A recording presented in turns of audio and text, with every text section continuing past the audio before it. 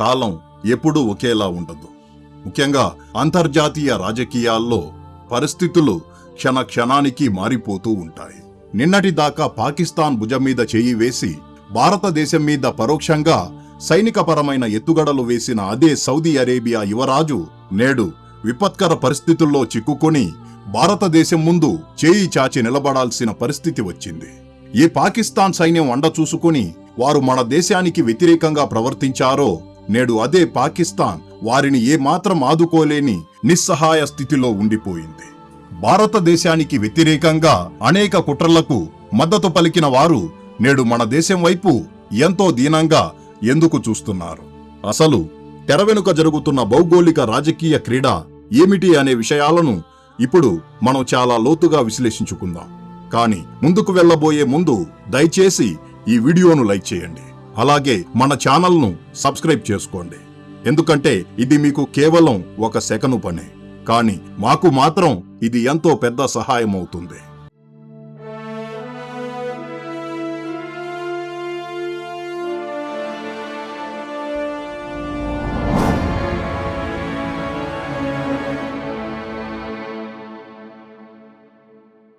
Saudi Arabia అత్యంత శక్తివంతమైన యువరాజు మహమ్మద్ బిన్ సల్మాన్ ప్రస్తుతం ఊహించని మునుపెన్నడూ చూడని ఒక దారుణమైన సంక్షోభంలో కూరుకుపోయారు. ఒకవైపు పొరుగున ఉన్న ఇరాన్ నుండి ముంచుకొస్తున్న దాడుల భయం వారిని కలవరపెడుతుంటే, మరోవైపు వారి దేశపు పునాదులనే కదిలిస్తున్న తీవ్రమైన ఆహార కొరత వారిని ఉక్కిరిబిక్కిరి చేస్తోంది. ప్రస్తుతం అమెరికా మరియు ఇజ్రాయిల్ కూటమికి అలాగే ఇరాన్ దేశానికి మధ్య జరుగుతున్న భయంకరమైన సాయుధ ఘర్షణల కారణంగా ప్రపంచ చమురు రవాణాలో అత్యంత కీలకమైన హార్ముజ్ జలసంధిని ఇరాన్ వ్యూహాత్మకంగా పూర్తిగా మూసివేసింది. ఈ జలసంధి అనేది మొత్తం మధ్యప్రాచ్యం భవిష్యత్తును నిర్ణయించే ఒక ప్రధానమైన నాడి లాంటిది.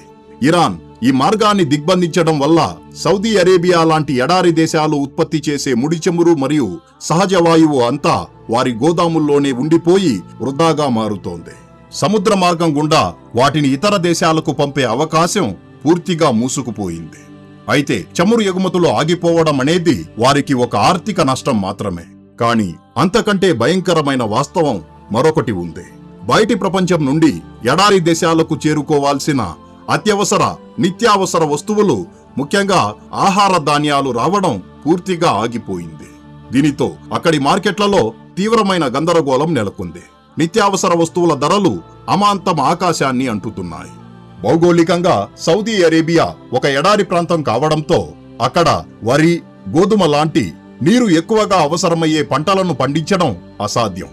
వారు తమకు కావలసిన 100% బియ్యం, మొక్కజొన్న, అలాగే 74% గోధుమలు, 75% మాంసం కోసం పూర్తిగా విదేశీ దిగుమతుల మీదే ఆధారపడి జీవిస్తున్నారు. ఇవన్నీ కూడా తూర్పున ఉన్న హార్ముజ్ జలసంధి గుండా లేదా పశ్చిమాన ఉన్న ఎర్ర సముద్రం గుండా మాత్రమే అక్కడికి చేరుకోవాలి. ఇప్పుడు హార్ముజ్ మార్గం మూసుకుపోవడంతో మొత్తం రవాణా భారమంతా ఎర్ర సముద్రం మీద పడింది.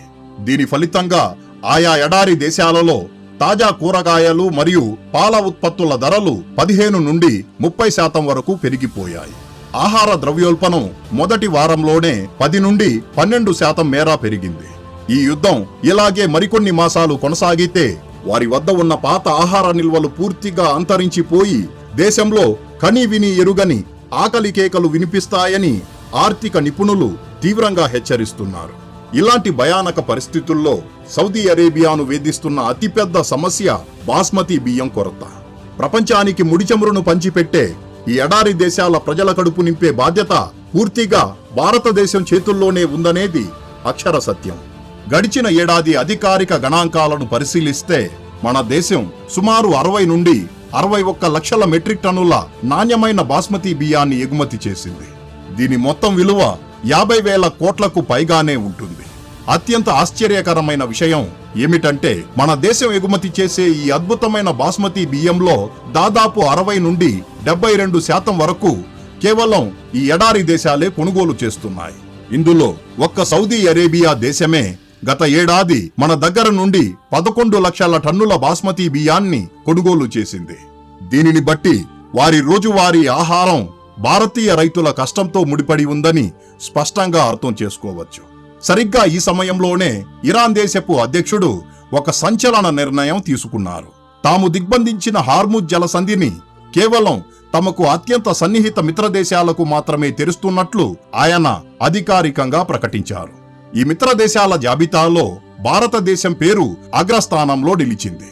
దీని అర్థమేమిటంటే భారతీయ వాణిజ్య నౌకలు ఎలాంటి ఆటంకం లేకుండా ఇరాన్ దళాల పూర్తి రక్షణ నడుమ ఆ మార్గం గుండా సురక్షితంగా ప్రయాణించవచ్చు.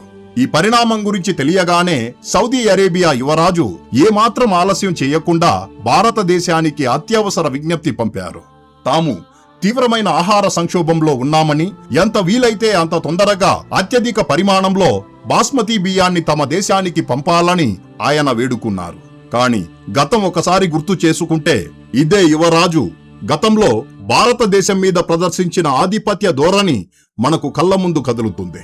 మన దేశం రష్యా నుండి చౌకగా ముడిచమురు కొనుగోలు చేస్తున్న సమయంలో అలా చేస్తే భవిష్యత్తులో తాము చమురు సరఫరాను నిలిపివేస్తామని ఇదే సౌదీ యువరాజు పరోక్షంగా బెదిరింపులకు పాల్పడ్డారు.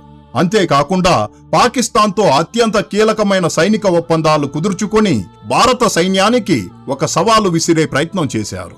సింధు జలాల ఒప్పందం లాంటి అత్యంత సున్నితమైన విషయాల్లో సైతం పాకిస్తాన్ వక్రీకరణలకు వారు మద్దతు పలికారు.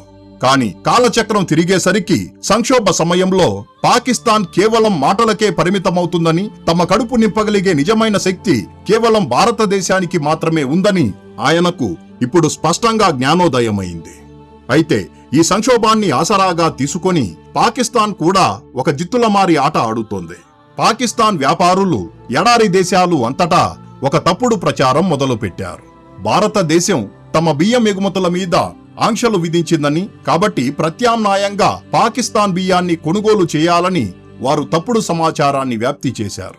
దీని ఫలితంగా అంతర్జాతీయ మార్కెట్లో ఆకస్మికంగా బియ్యం ధరలో దాదాపు 2% పెరుగుదల కనిపించింది.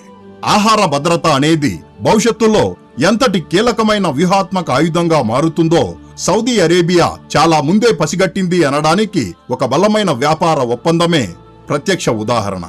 2020లో సౌదీ అరేబియా ప్రభుత్వానికి చెందిన సాలిక్ అనే పెట్టుబడుల సంస్థ మన దేశంలో అత్యంత ప్రాచుర్యం పొందిన దావత్ ఫుడ్స్ బ్రాండులో సుమారు 30% వాటాను కొనుగోలు చేసి సంచలనం సృష్టించింది.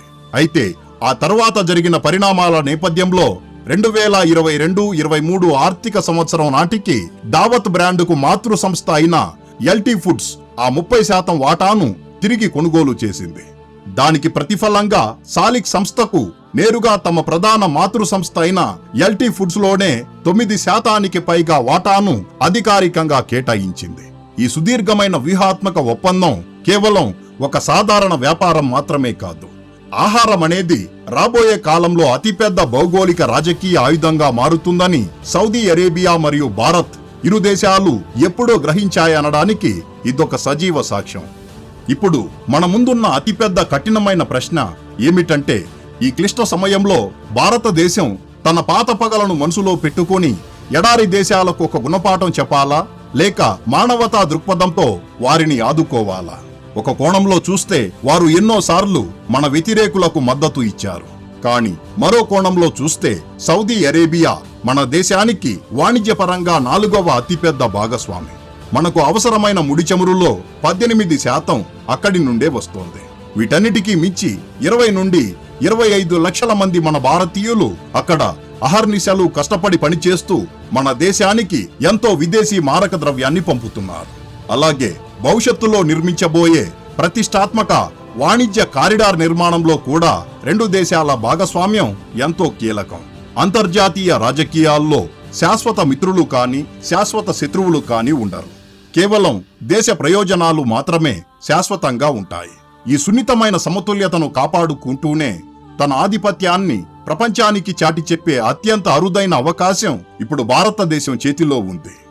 మరి ఇప్పుడు భారతదేశం ఎటువంటి అడుగు వేయాలని మీరు భావిస్తున్నారు? మీ అభిప్రాయాన్ని దయచేసి కామెంట్ బాక్సులో తెలియజేయండి.